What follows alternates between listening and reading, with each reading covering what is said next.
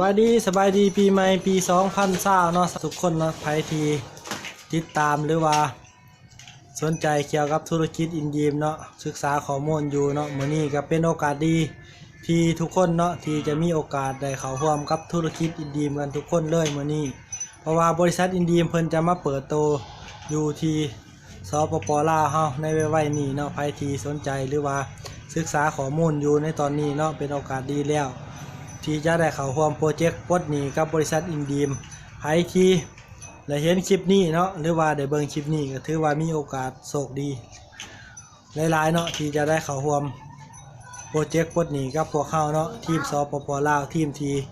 ใหญ่ที่สุดเนาะในสปป.ลาวแล้วก็ทีมที่แข็งแกร่งที่สุดเนาะมา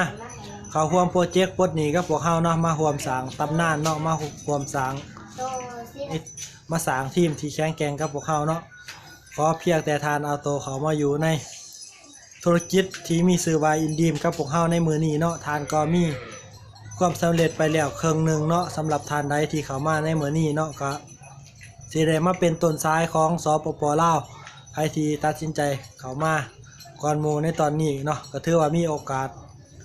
หลายในทางธุรกิจเนาะที่มีชื่อว่าอินดีมใครที่หูแล้วหีบตัดสินใจเขามาในตอนนี้ก็บอกเลยว่ามี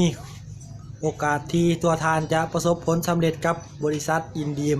และทานอาจจะเป็นคนแรกๆคนทำอิฐของสปป.ลาวที่ประสบผลสำเร็จกับบริษัทอินดีมเนาะเพราะว่าถ้าใครเข้ามาก่อนก็ย่อมจะมีโอกาสก่อนเนาะที่จะประสบผลสำเร็จกับธุรกิจเนาะใครที่หูแล้วหรือว่าใครที่กำลังศึกษาหาข้อมูลอยู่ในตอนนี้เนาะก็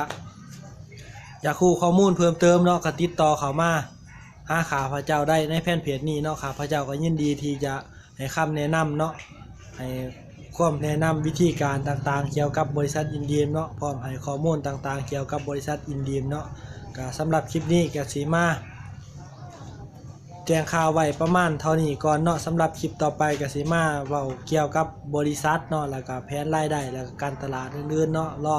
ติดตามชมในคลิปต่อไปเนาะสบายดี